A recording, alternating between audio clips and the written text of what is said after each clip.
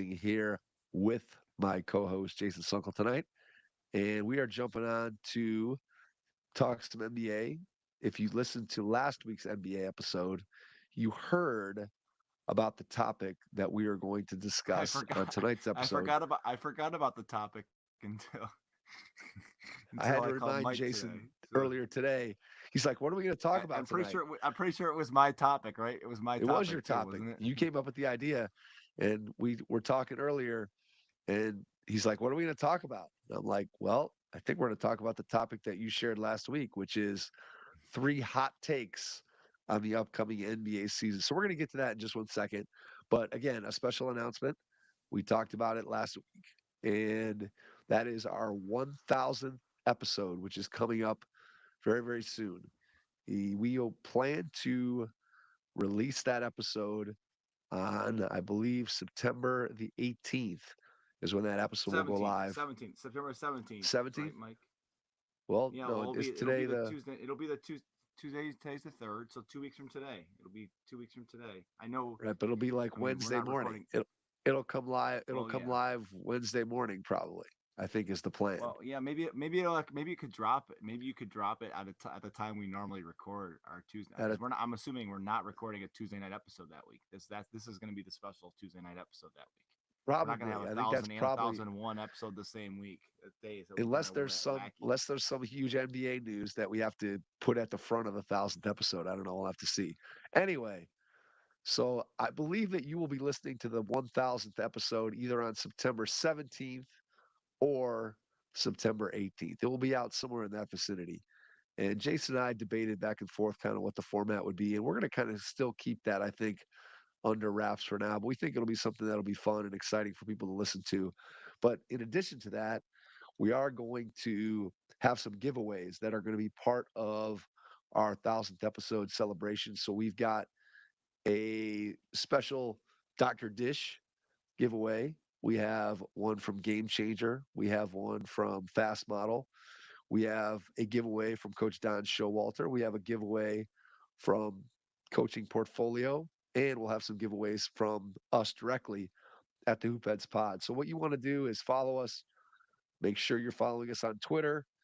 Make sure that you are looking at our Twitter feed so that you will see some of those sweepstakes coming across your Twitter feed through the through the at Hoopheads Pod Twitter account. So we will make sure that you will see all of those giveaways. So let's go ahead and again, we're looking for people to subscribe. We're looking for people to share. We're looking for people to follow us on Twitter and using this 1000th episode to hopefully spread the Hoopheads Pod gospel around the basketball world. So we're going to get to our NBA episode, but please keep watching for that 1000th episode and those giveaways. We got some great stuff to give away. And like I said, we'll be making more announcements. That stuff will be trickling out over the next 2 weeks. Jay, three hot takes on the I'm ready to NBA. speak the gospel. I'm ready to speak the gospel right now, Mike. Here we go. You All ready for right, this one? This one's I'm gonna. ready. You're gonna fall out of All your right. chair. You're gonna fall out of your chair for this first one. Okay, I'm Zion ready, man. Williamson stays healthy for the whole season and makes an All NBA team. Hot Take I Express. Here it comes. The guy who said he's not going to play 250 games in his career. I'm jumping on the hot take, Mike. I'm buying okay, in. All the videos I've okay. seen, his chiseled body. He looks like he's not going to the buffet anymore. He looks like he's ready to play basketball. So I'm saying right now, Mike, on September 3rd, that he stays healthy all season and he makes an All NBA team. I'm not going to guarantee a first NBA team, a second team, or a third team. I say he makes an All NBA team and he stays healthy all season. Hot Take Express. There you go. And that's coming All from right. me. So I've been the biggest doubter of Zion. So you just that's why I consider that a hot take. And I thought you were going to fall out of your chair. You didn't fall out of your chair. Your butt is securely fastened to your seat. Good job, Mike. I'm Well, proud of you. you know what? It's funny that this is your number one hot take Is because this this your only one, hot take? no, no, no, no. This was not. This was definitely on. This was definitely on my list of potential hot takes because I'm going to use my quote that I've used over and over and over again on this podcast. Anybody who has listened to it will hopefully recognize the quote, and that is that when Zion Williamson has been on the court and been healthy, he has been historically great. And last year was probably honestly his worst year statistically while he was healthy. He played 70 games. And then, of course, against the Lakers in the playoffs, 3 minutes to go, New Orleans about ready to knock the Lakers out. And Zion comes up lame with the hamstring injury. And I texted you, I don't know, do you remember what I texted you during that game? I honestly, I don't, Mike. If I'm being honest with you, I Okay, don't so remember what you texted me. I texted Jason during that game and I said, Zion is still the most fun guy to watch in the entire league.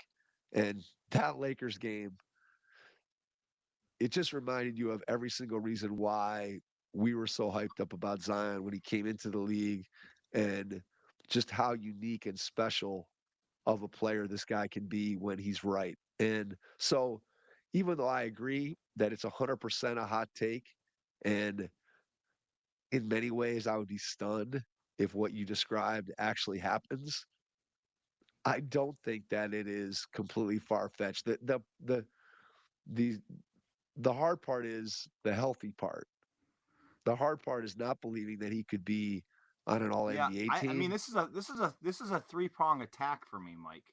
I said he was going to stay healthy the whole season, so that means he has to not get injured. Or I guess it's a two-prong attack. I don't classify this as a victory as if he misses a few games with an injury and still makes an All NBA team. I'm saying he's staying healthy the whole season.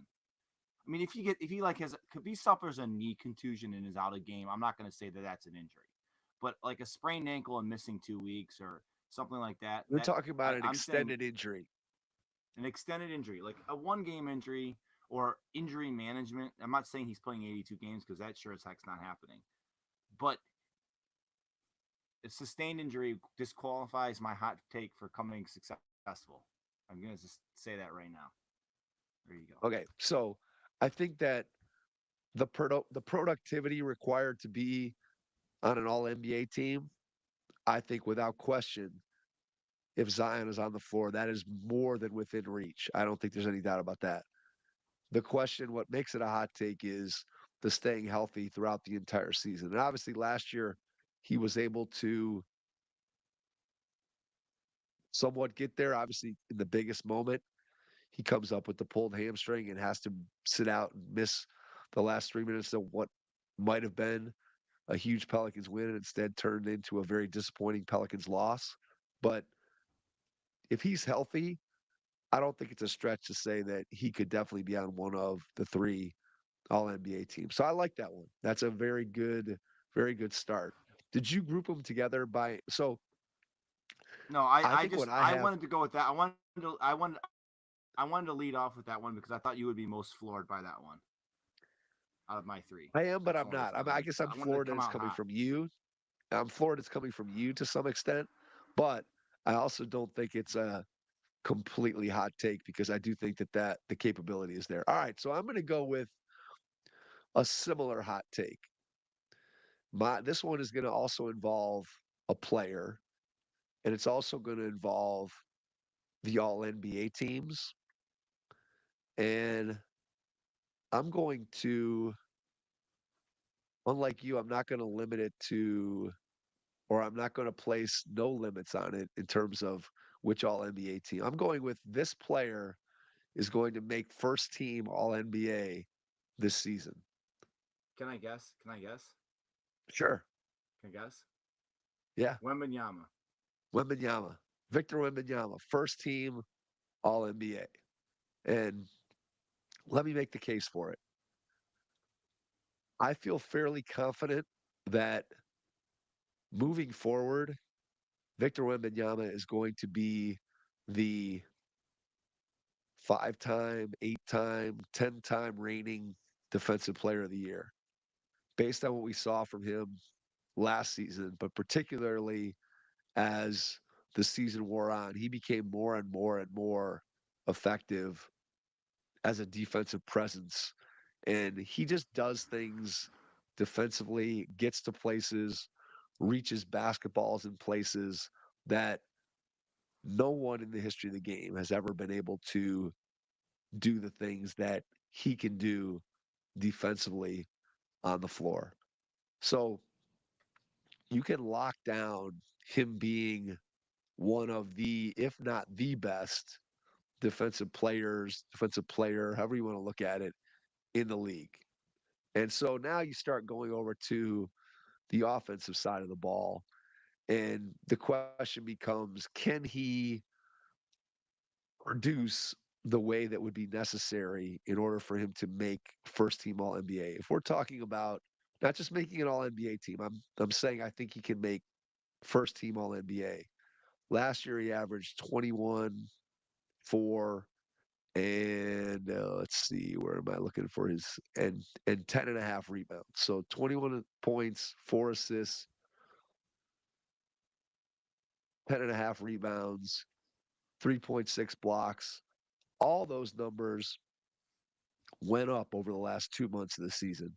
And if he just gets to the production that he had in the last 8 weeks of the season, where I think he was at like 24, 12, and about 4.5 blocks, if he averages 24, 12, and 4.5 blocks, and the Spurs take, I don't want to say a major leap, but take a leap where they're not in the doldrums of the Western Conference, if they can get up and be fighting for the play-in, I think there's going to be a real case for Wembanyama to make the All-NBA first team. Now, he either has to become a better three-point shooter or he has to shoot less threes and spend more time inside. I do think that I know it was a big stat last year of how productive he was and how effective the Spurs were when he played with Tyus Jones versus when he played with Jeremy Sohan and anybody else that the Spurs threw out there at the de facto point guard position. So this year, he's going to be playing at least some of the time with Chris Paul. He should have a competent point guard on his team for the entirety of his time on the floor. And just the way this guy moves at his size, the skill level that he has, maybe putting him first team this year is a hot take, but I would say universally, there's nobody in the basketball world that thinks if he does not get hurt. So if he stays healthy, there's nobody in the basketball world that thinks 3 years from now he's not going to be first team All NBA. So I'm just going to accelerate the timeline and say Victor Wembanyama, first team All NBA this year. So maybe we'll have Zion and Wemby on the first team All NBA this year. That would be quite the moment right there. All right. I've got two more, Mike. Okay. And I don't know how much of a hot take this is, but I'm going to go with it anyways. I don't believe that the Boston Celtics will finish with the best record in the East after the regular season. And I'm going to say that the Milwaukee Bucks return to form and are number one in the Eastern Conference under Doc Rivers. Full season of Doc Rivers. Giannis stays healthy. These are not all pronged. Like I'm saying that the Milwaukee Bucks have the best regular season record when it comes to the end of the season. I'm not saying that they're going to come out of the East.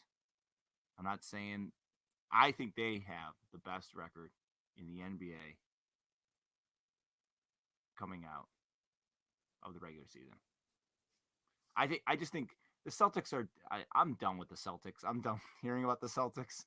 Maybe I'm trying to speak this into existence. Okay. I think the Celtics are not going to be as good. I think there's going to be a lot of friction after the Olympics with the way Tatum underperformed, Jaylen Brown getting snubbed, Derek White somehow making the team. I just think there's going to be a lot of drama. I'm feeling the drama. It's almost like the 2017 Cavaliers drama. Like you had the Kyrie Irving wanted to leave situation. I'm feeling the vibes, Mike. I'm feeling the vibes, and nothing more would make me happier than Simmons having a meltdown. So we're just gonna go ahead and say I don't think the Celtics have the best record in the East. I think that the Bucks have a better record in the East than they do. Um, uh, I just don't. One other thing I forgot to mention as part of your hot take, my one of my honorable mentions for the hot takes was that the San Antonio Spurs make a huge leap and at least get to the play-in game. That was going to be another one I was going to say, and that would to me that would be a huge leap because of what won 20 games last year. I think that would be a huge leap. That was another hot take, but then I couldn't will myself to say that was going to happen because the West is just so stacked, and I just don't see how that happens.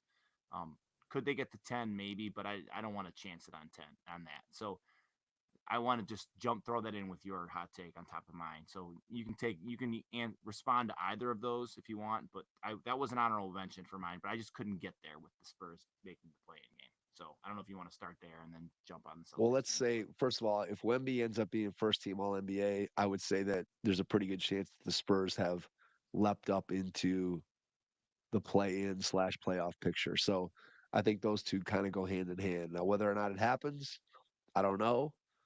I think there's a very good chance that it could. I think he's that good, and I think he's coming faster than everybody realizes. And so, yeah, if Wembanyama's first team All NBA, I think there's a really good chance that the Spurs are at least in the play in and are knocking on the door to get into the playoffs.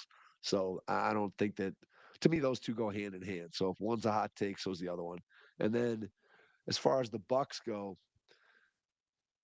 I agree with you in the sense of I think people have, for whatever reason, discounted Milwaukee. And part of that is the last 2 years in the playoffs, Giannis has been hurt. So Milwaukee goes out in the first round.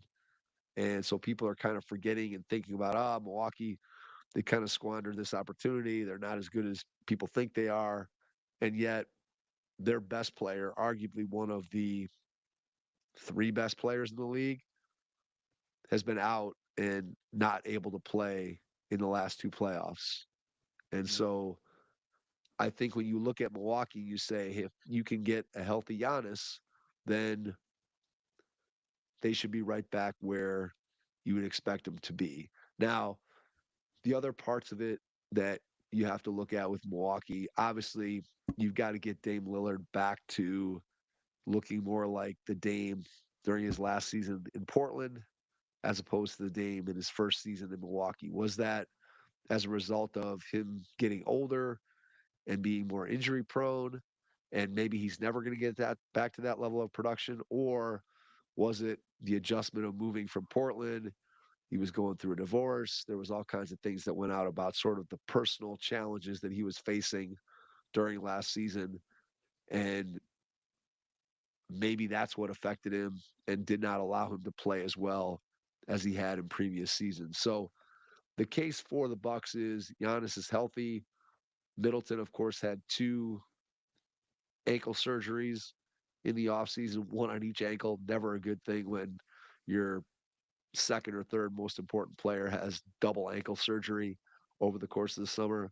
But I do like what Milwaukee was able to do, bringing in Gary Trent Jr., bringing in Torian Prince, and who's the other guy? Oh, DeLon Wright. So they have three guys who are probably better than guys who are in the, I don't want to say the back end of the rotation, but as far as bench guys go, those Are they guys better than and Gary Trent Thanasis?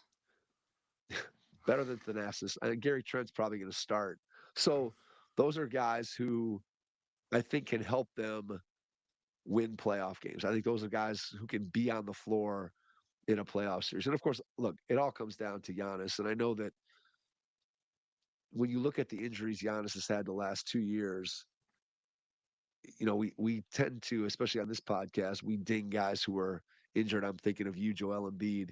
And yet Giannis has missed the last two postseason runs. And for some reason, I don't really necessarily hold it against him because his injuries seem more fluky. Although at some point, if he gets injured again, you got to start wondering, well, where's he at? But he's such a warrior and just competes so hard that it's hard to imagine that he's going to miss another playoff run. But I think if he's healthy, I think you're going to get maybe not a full bounce back season from Dame to the point where he's where he was in his peak Portland years, but I think you're certainly going to get a better version of Dame this year than what you got last season. And I do like those bench guys that they've added. The Middleton thing worries me a little bit, but I do agree that there's going to be some hangover with the Celtics. And Milwaukee has been a regular season juggernaut in the past. And I don't know if anybody in the East, in all honesty, I think it's going to be hard for any team in either conference to win 60 games. I could see a season next year where there's nobody that wins 60 games. Last year, the Celtics were the only team that won 60 games just because, again, the league is so deep with good teams that they're all going to beat each other up. And I would not be shocked if the highest win total in the league next year was below 60. And I would guess there aren't too many seasons where that's been the case. So I like your call with the Bucks. That was definitely one that was on my short list of hot takes. So I like that one. I don't know if you have any thoughts based off what I said, and then I can share my next No, one. I mean everything you said is kind of why I went that way. I just feel like they made enough additions. Boston didn't really do anything too crazy, and now they've just got the added problems that could have possibly.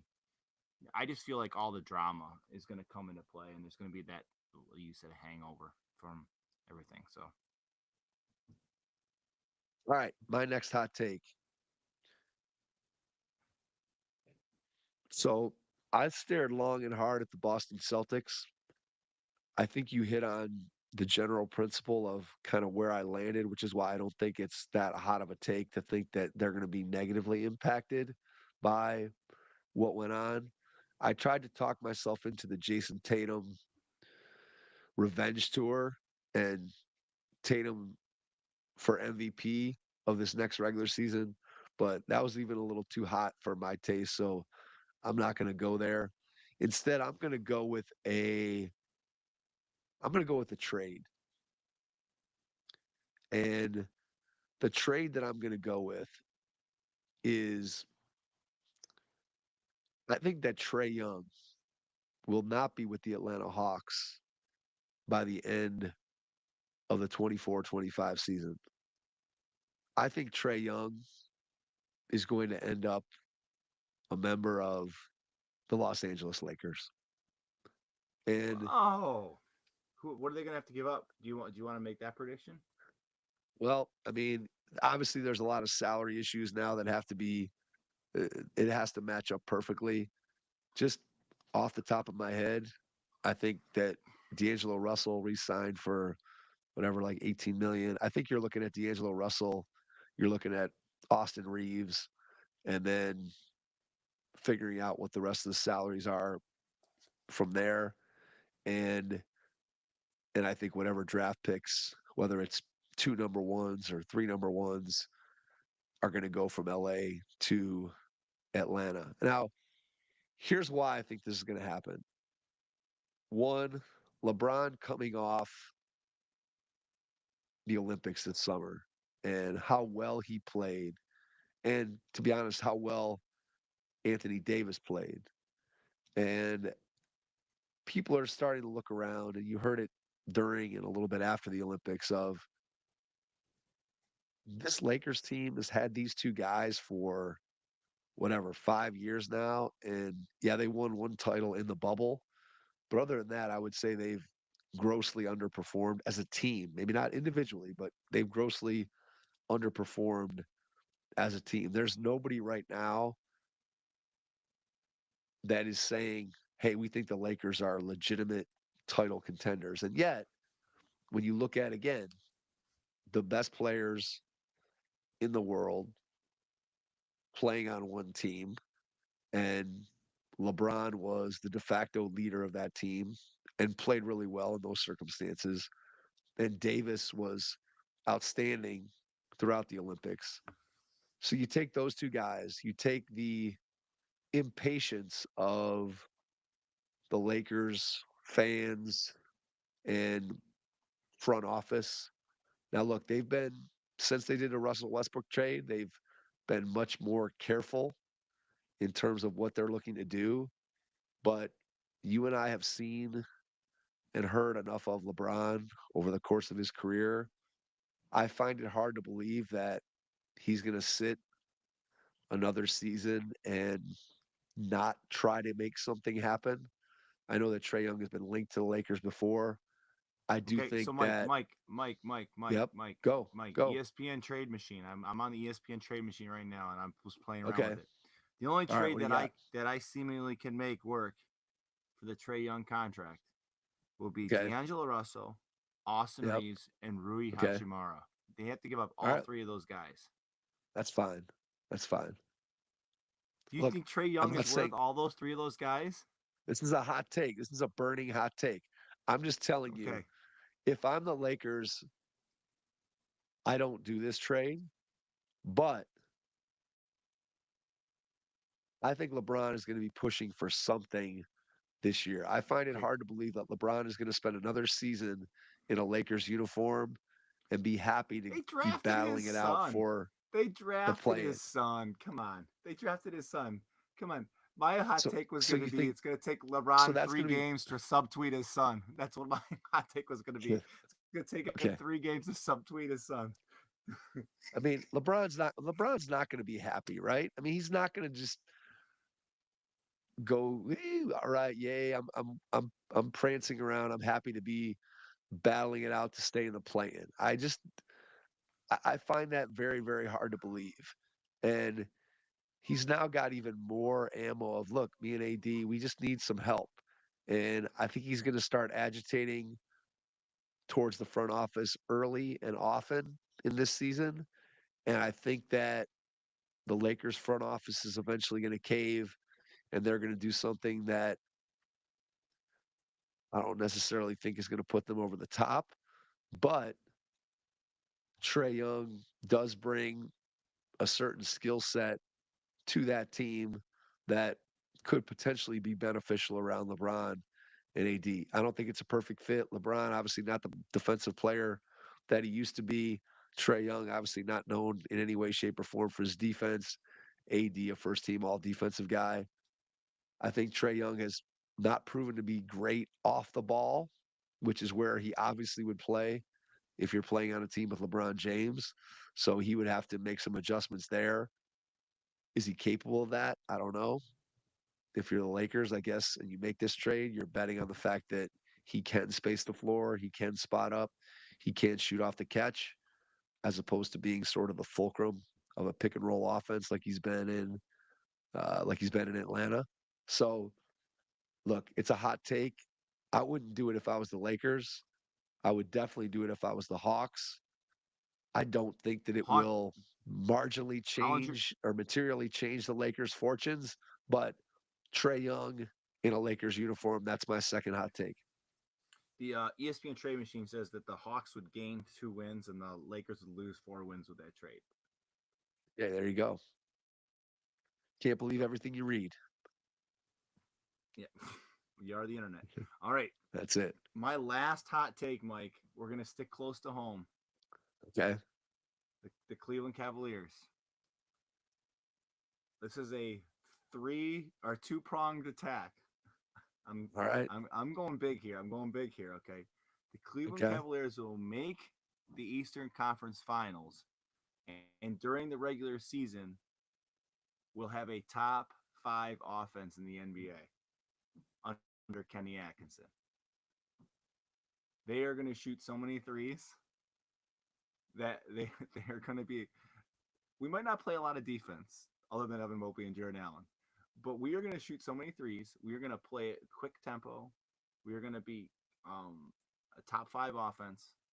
We're actually going to run an offense under Kenny Atkinson, unlike the previous guy, which I think it's hilarious. Our home opener is against Detroit, and we get to go against JB Bickerstaff. That's fantastic. That is fantastic. JB, what reaction does JB get from the crowd? Oh, he is booed. He's booed. You think? Booed. He was booed. He was booed in the playoffs. Well, we were sitting at the game in the playoffs, Mike, and he got booed. He got booed. I think it'll be a smattering. It'll be a mixed bag.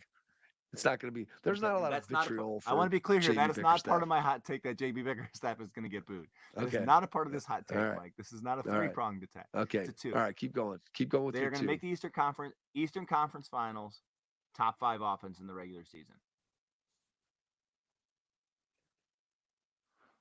All right. So, one, you're making an argument for Kenny Atkinson being able to figure this thing out. And I don't know what that looks like. I'm not sure if it means that he figures out a way to We're stagger just the not going to play lineups. defense, Mike. We're just not going to play defense. I didn't say our net rating was going to be top 5 in the NBA. I just said No, I got our it. I offense hear is going to you. be top 5 in the NBA. I hear you. Okay. So you think he totally pivots the mindset of this team away from their defense? I don't know if defense first, but away from their defensive mentality and just leans all the way into offense, which is sort of where his theoretical specialty is, correct? That's what you have to do. If he's the head coach, you gotta go into you gotta take the specialty. Okay, you gotta take what they're good at and change what they're good at. Like look at the we're it's the end of the podcast has got to be Browns time. Okay, the Browns have got a new offensive coordinator. They have adapted to this, and now they're going to go to a spread offense, which, by the way, is what Deshaun Watson has been good at. Now, once again, Deshaun Watson hasn't taken the field at all, so who knows what it's going to look like? He might die on the first play. We don't know. Like literally, he could get injured on the first play. But theoretically, you take the people that you hire.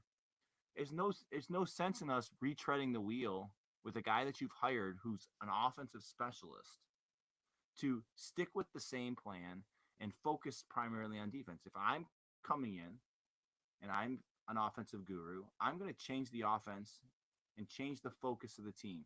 This team needs something to change. Okay. Clearly, we didn't make any big moves. So you've got this group. You need to change the identity and the focus of this group to a way that you think you can mold and adapt them. And that's what I think Kenny Atkinson's going to do. I think that's the only way to move forward. If we stick with what we've gotten so far, granted, I honestly think the Cavs played the Celtics the best in the playoffs, and they didn't have 2 of their players, right? I mean, if we go back and we look at all those games, were we that far off of the Celtics? If Donovan Mitchell and Jared Allen are playing in those games, are we possibly beating the Celtics? I think the answer is probably yes, possibly. Okay, because we were playing them tough without those 2 guys. So I think you could make an argument. Well, that's an argument to stay the course, but that didn't work. You got to change it. You got to focus on Kenny Atkinson's specialty, and his specialty is offense. And that's got to be the identity. We're going to score a lot of points this year, Mike. I really think we're going to score a lot of points. Are we going to give up a lot of points? I don't know. But I think we're going to focus a lot on offense. Every year, it's like the education system, Mike, to bring our jobs into this world, okay? We for a bunch of years, the focus is reading. And then after that, the focus shifts to math. Oh, our math scores are so low.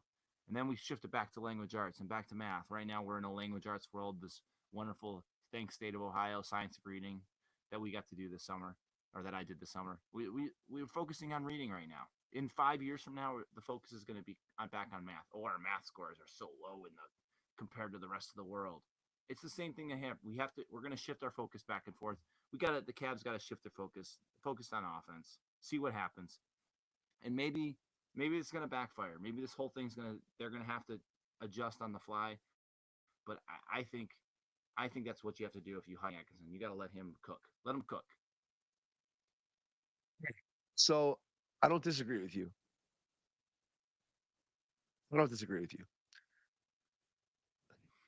Are you sharpening a pencil? I thought you were cooking. You just got to No, like this is what this is sharp. This is sharpening a pencil. No, feed them. This is sharpening a pencil.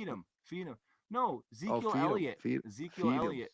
Okay, all right. Ezekiel Sorry. Elliott used to do this when he was feed I me. thought feed I me. thought Come you on. were I thought you were to James Harden. You were cooking. No, I wouldn't. Kenny I wouldn't Atkinson. do. I wouldn't. Kenny do, Atkinson was cooking. No. I wouldn't. Okay. I wouldn't do it. I wouldn't do a James Harden celebration, Mike. Come on now. All right. I understand. Okay. So I agree with you in the sense of if you're Kenny Atkinson and your strength is offense, that you're not going to come back and be trying to have the same general look and feel of the Cavaliers offense that you had last year under JB Bickerstaff. So I agree. I think they're going to be more open. They're going to be more free flowing. I think you are correct in that they're going to take a lot more threes. My hope is that you can maintain a level of defensive intensity and scheme that allows you to not abandon what the last couple of years has made this team, at least in the regular season, a pretty formidable team to try to score against. And obviously, Mobley and Allen inside form a big part of what has been the Cavaliers' identity on defense. So I agree with you that the offense is going to be improved. I hope that the defense can kind of at least tread water and stay at the same level that it's been. Although, again, if you're playing at a faster pace and you're putting more of your emphasis on offense, there's a pretty good chance that the defense is going to slip to some degree.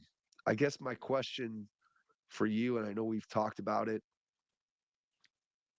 probably more than we ever should have. I'm actually wearing the shirt today. Evan Mobley. What's your expectation for Evan Mobley this year, Jay? I mean, what do you think? Well, What's realistic when we look at I the season come next May? What is Evan Mobley going to have done? Let's just focus on the regular season. Let's not worry about how far the well, Cavs I are don't going to know. get in the playoffs. But what are his I saw regular I season saw statistics? I mean, I don't know what his stats are, but I did see several articles today that several NBA execs feel like Evan Mobley is going to make a huge leap this year. I saw that. I didn't bookmark it. I didn't, but I saw several tweets today about Evan Mobley, and I don't know why the Evan Mobley gospel was coming out today on the Twitter, but it was there. It was either today or yesterday. I don't really remember. The days kind of run together now that I'm back to work, Mike. I'm sorry. I understand. But you understand very well, right? I Anyways, understand. I I think okay, so realistically speaking, okay, you've got I you've pulled up got his stats from last year. I just want to read these off, and I want you to tell me what you think is realistic for him next year. Okay. All right. okay, go ahead. Evan Mobley last season, 15.7 points per game. What's realistic for Evan Okay, Mobley this year? Can he average is 20 a 18 game? a big enough? I was saying, is 18 a big enough jump, or do we need to go to 20? I don't know. I'm asking I you. mean, You're the one who has him in the Eastern I'm Conference gonna Finals. say 18, and here's why I'm gonna say 18. Okay. I'm gonna say 18.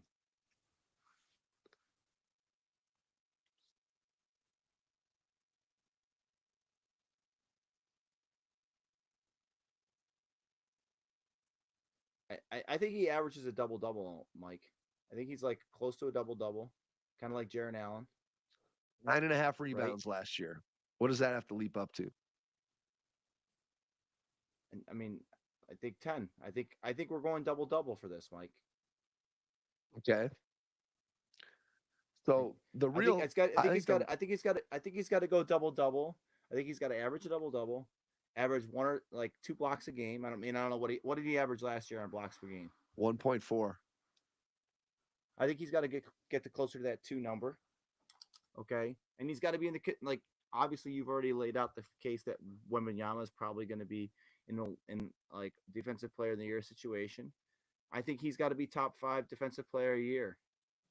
And I think he's got to be there. Now, obviously, with his positional situation, okay, you know, he might not be a first teamer, but he's got to be in the All NBA defensive team. 12 shot attempts per game.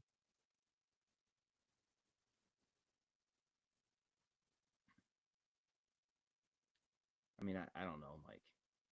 This is too much prognosticating for me. I just How many more shots do you want him to get a game? He's getting 12 shots a game. How many more shots do you want him to take a game? He averaged only 1.2 threes per game. well, he should be shooting 2 threes a game. If we're running this offense that I think we're going to be running, I think he's got to get more looks from 3.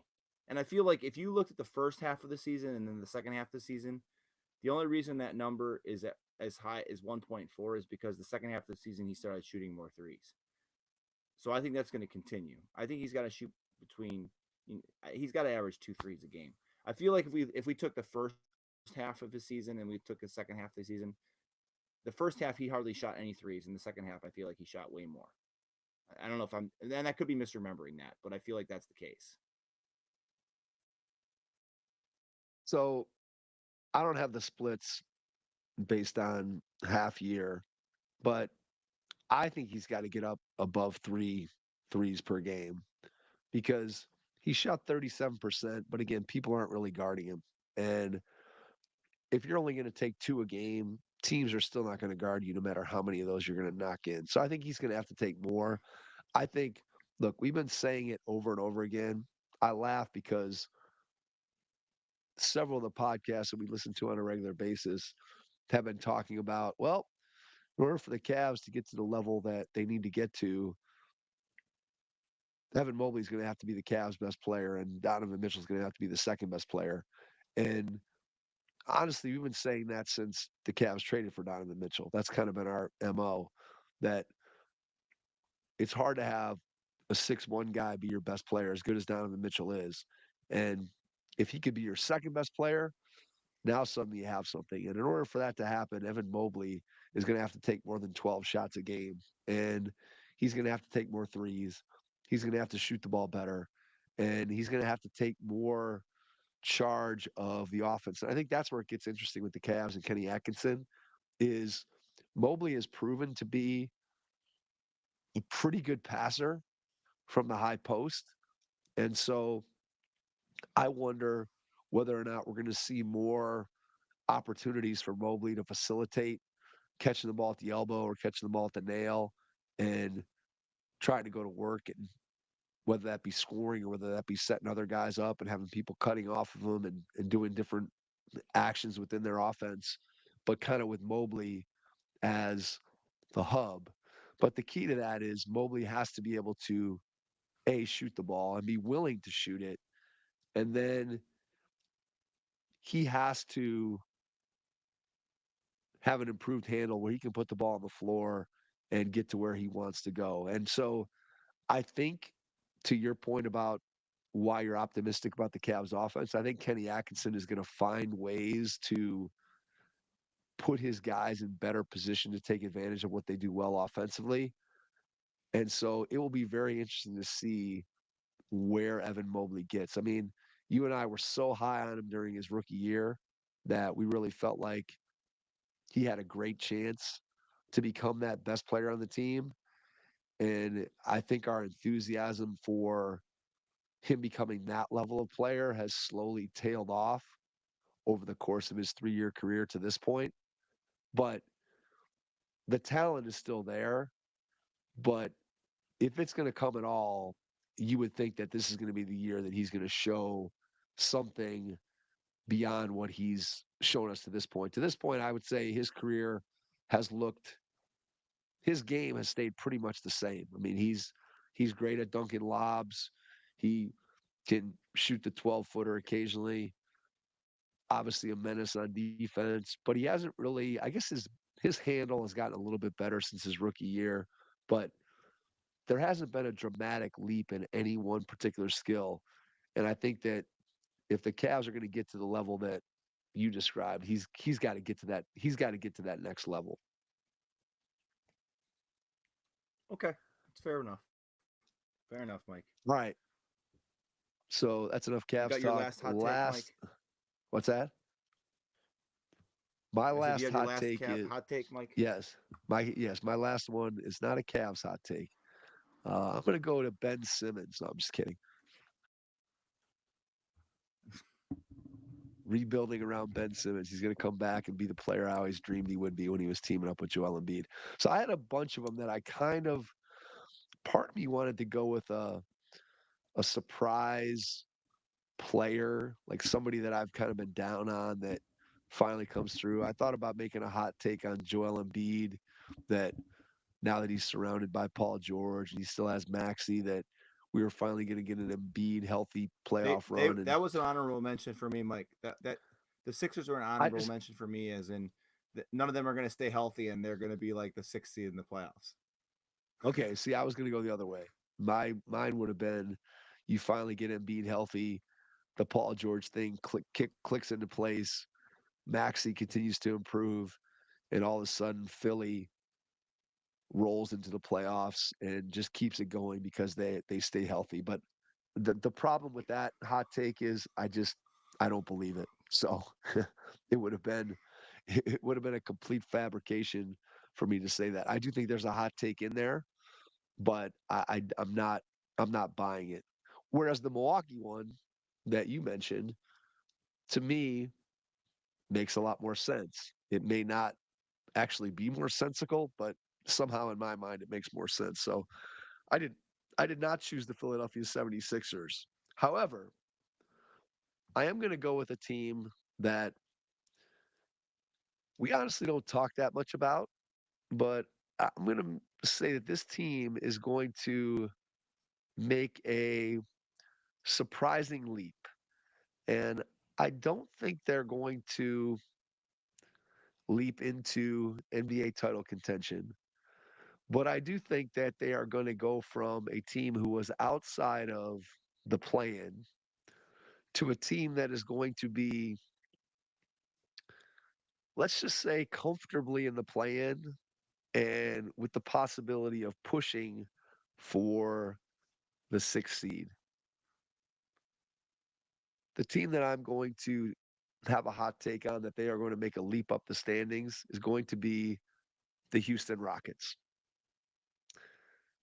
And I don't know, Mike. I'm going to push back on that. that's not a hot I take. don't think that's a. I don't think that. I don't. I mean, I think. I mean, it's a semi-hot take. But aren't they in early in like halfway through the season? Weren't they in that position, and then they just fell apart because they were young?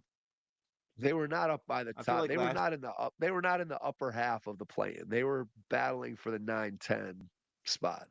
So I think they're going to be up okay. in the 7-8 and battling to get up into the 6th seed to make the playoffs. So that would mean they would probably have to. Last year they won 41 games and they finished 5 games outside of the 10 spot, but they were 6 games out of. Sorry, they were 8 games outside of the number 6. So I I'm mean, going to say they're going to leap up. Go ahead. I mean, they were 500. I mean, last year. All right. So here's why I think it's a hot take. Okay. Here's why I think it's a hot take. Let's just go through the Western Conference and you tell me which of these teams are going to be markedly worse. Markedly meaning they're going to drop 5 games at least in the standings. Oklahoma City?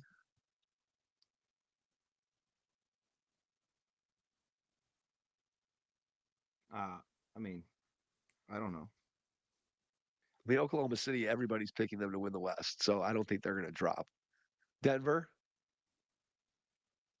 Is Denver They're going to not gonna drop out of the top 6? No. No. Minnesota. Is Minnesota going to drop out of the top 6? I mean, Rudy Gobert played terrible in the Olympics. Could I see it? I mean, that's a maybe for me, Mike. That's a maybe. Okay, but Edwards is going to keep getting better. Edwards is going to be enough to offset whatever they lose from Gobert. The Clippers, I think you can make a case the Clippers are going to drop out of the top 6. The Mavericks, I could see that. Luka doesn't look like he's in any kind of condition right now. okay. All right, let's keep going. Phoenix, Probably not, but they could all 3 get hurt. So yeah, I agree. I probably mean, not. again, any of these teams could all get hurt. The Lakers and Trae Young, Out. Bronny James is gonna be your starting shooting guard. okay, there you go. The Pelicans have a weird team, by the way. No centers. Yeah, well, They're going to be starting Herb Jones. Ingram supposedly wants out. Yeah, but nobody's going to pay Ingram nobody's going to pay Ingram what he wants. Nobody's going to sign Ingram to a max. So you don't want to. Look, teams would want Brandon Ingram on the team. They just don't. They don't want him at a max salary. I can tell you that much. Yeah. So he's gonna play out his contract in New Orleans and then see what happens. Sacramento, I could see them dropping. Golden State. Yeah, I mean, they lost. That team. I don't know what that team's going to look like this year. I don't believe in them. This is the Memphis. first year I'm willing to say that. I mean, San Antonio. Job's back. I mean, I mean, you're Memphis laying won all these teams 27. out. Okay, Memphis okay, did- I'll give it Memphis to you. won- It's a Memphis hot won take. I give it to you. It's a hot take, Mike. Do I you see give what it I'm to you. It's a saying? hot Like, take. I understand No, it's a I- hot look, take, I but I also understand. know that they were 500, so they're not that far out. It's not like they're no, I agree. San Look, Antonio jumping. I It's not like San understand. Antonio jumping up there. I understand. I'm looking for, but I was looking for something that was maybe under the radar that people didn't see. So let me make the case for Houston. I think when you look at what they have, obviously last year there was talk through the first 2/3 of the season that, hey, Şengün's the guy, we're going to build around him, and he's kind of Jokic light, and he does all these things from the center position that not many guys can do. Then he gets hurt, and suddenly they go on a run, and Jalen Green goes crazy and is playing well. And now suddenly it's, hey, do we need to get rid of Şengün? And I think if they can figure it out, and those two guys can figure out how to play together, that now suddenly you have two guys that maybe they're not super duper stars who are going to be top 10 players in the league, but maybe they're two guys who are really good. And you throw in Jabari, who I don't think Jabari is ever going to be a top tier superstar, but I think when you look at guys who are his size that can defend multiple positions, that can shoot the ball the way he can, he's always going to be an extremely, extremely valuable player. And you got the Thompson twin, who we know what kind of athlete he is. Which one's in Houston? I think it's Asor, if I'm not mistaken. I'm Yeah, gonna sir. look. Yeah. It's a sir. It's a sir. Yeah. So anyway, you got Cam Whitmore, you got Tari Eason, you add Reed Shepard to this team. I think Ime Udoka is a good NBA coach. I think he's a coach who makes a difference. You still have Dylan Brooks, you still have Fred Van Vliet there. I think that Houston has a chance to jump up in the standings. And what makes it a hot take again is not necessarily that they're leaping up from the 11 to the 6. It doesn't seem like that's that crazy of a leap. But when you look at the other teams that are part of that Western Conference and what a gauntlet that's going to be day in and day out, I think if Houston were to finish in the 6, 7, or 8 spot, to me, that would be, I think most people would be surprised by that. I don't think there's going to be very many people prognosticating picking them to finish in the 6, 7, or 8 spot in the Western Conference. Therefore, I think that makes it at least a semi hot take.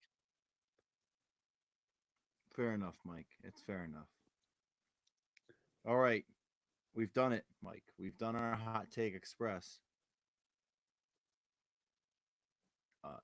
Is it 3 time hot to do takes our each. brown All right, brown you take? got it. You got Browns to take? guide me into the Browns. I'm ready. The Cleveland Browns take on the Dallas Cowboys at 4:30 on Sunday at home in the newly minted Huntington Park Field. Did you see that today? That's what it's called now. No, that's what it's called. It's gonna be Huntington Park Field for however long it is until they move to Brook Park, and then it's still gonna be Huntington Park Field if they move it. It's a 20-year partnership, whatever that means. Okay. They take on the Dallas Cowboys. Excitingly, this will be the first game that Tom Brady calls in his professional career. And then after the game, the Browns are going to be asking Tom Brady to come out of retirement. Like they got Joe Flacco off the couch last year. Tom, I know you're wearing a headset, but could you please come coach the Browns or come play for the Browns? Because Deshaun is going to look terrible. I see there as a 0 chance that the Browns win this game. I'm saying this now. I'm an avid Browns fan, but I just cannot see it. And I don't understand. I just don't understand. There are sporting betting sites that have the Browns as 2.5 point favorites. and I just don't get it. I don't understand it. I understand that it's a home game and that Dallas doesn't probably have a running back because Ezekiel Elliott is their starting running back again after being on Patriots for a year. But I just do not understand how anyone could say that the Browns, who have not started any of their players in any of the preseason games, are going to come out and not have 10 false start penalties or illegal formations. No one can tell me that Deshaun Watson is going to for sure throw the ball 20 yards down the field because we haven't even seen him do it. I just, as much as I want to believe, I just can't. The over under of this game, like this is an opening game, which normally, you know, and it's the Cowboys who always, I mean, you have to think they're always our high point totals, okay? And even away, the over under of this game last time I checked was 39.5. No one believes that the Cleveland Browns can score. That it's inexplicable to me that the Browns are favored by 2.5 points in this game. Okay. You've got no running back. You've got Jerome Ford, who was solid. He was solid last year, okay? You've got a bunch of wide receivers for the Browns, but you don't have a guy who can throw the ball to these wide receivers. I just don't see it. I don't believe. I am speaking out of pessimism in hopes that I'm going to be pleasantly surprised. But I know better than that because I'm a Browns fan. So I'm going to say this now, Mike. I think this is not going to go well on Sunday. There's going to be a lot of mismanagement going on. And I think we lose by at least a touchdown to the Cowboys. That's my prediction. I mean, I feel this every year, and that is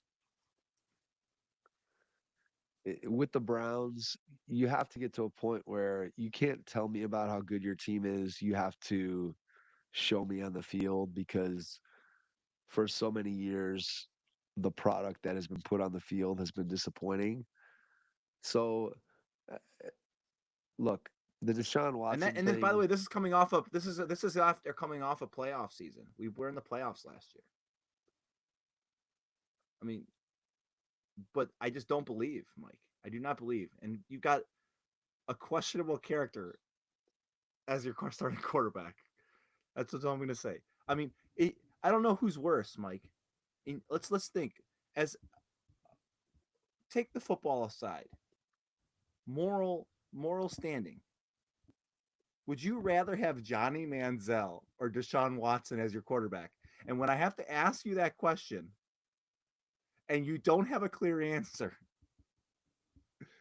you have a problem. I mean, well, look, I mean, okay. So let me make the can I make the positive case for Deshaun Watson? There's very little positive, but if he you was go a back Pro to Bowl last quarterback season, 5 years ago. yeah, okay. If you go back to last season and you go back to that Ravens game where I think that was the first time in a Browns uniform where he looked anything even remotely close to what he did in Houston. And the fact of the matter is since he's been here in Cleveland and including his last year in Houston, he basically has played next to nothing, next to zero football. And I don't know how you can essentially take 5 years off and still be an effective player. You don't play at all in the preseason. So I know I'm trying to make the positive case, but I'm obviously making a lot of negative points here. But I guess what I'm saying is that the last time we saw him on the field, he was the closest to what he had been in his peak in Houston. And so the argument for him is maybe he was figuring it out and they're just trying to keep him healthy. And he's been throwing the ball all over the field in Berea and he's going to be ready to go on Sunday.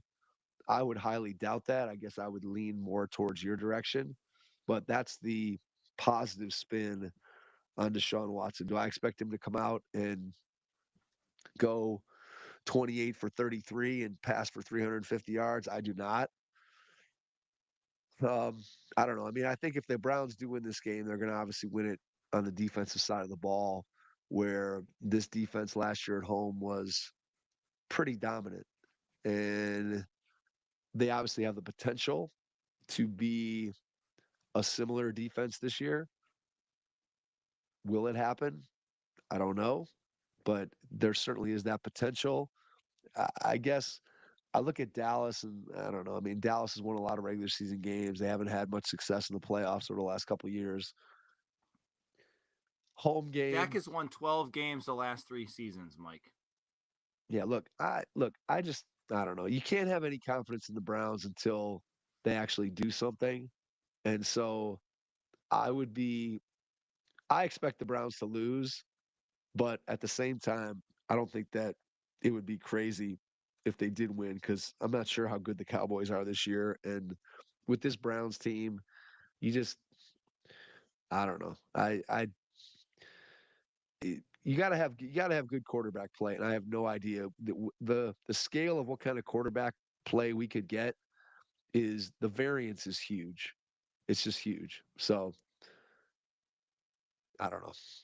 I would I think the Browns lose, but I'm not. I don't even. I can't even begin to venture a score.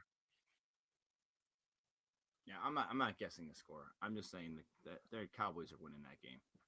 I have zero faith in the Browns. All right. Well, there you go. We'll have our second week of Browns therapy session next week. Yeah. Well, there you go. Maybe that's We'll have Maybe that's how we delete our 1,000th episode, Mike. Browns therapy session. Browns Yeah, therapy 0-2. /1,000th episode. That could be a good way to go. Well, we will see. Come Sunday at 4:30, we will watch the Browns take on the Cowboys. We hope you enjoyed our hot takes.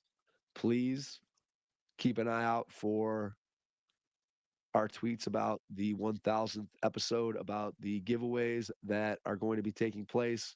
Subscribe to the podcast. Follow us on Twitter. You will see all the things coming around episode 1,000 of the Hoopheads podcast. Thanks for listening tonight. Thanks for listening for the past 6 years. And to everyone out there, we will catch you on our next episode. Thanks.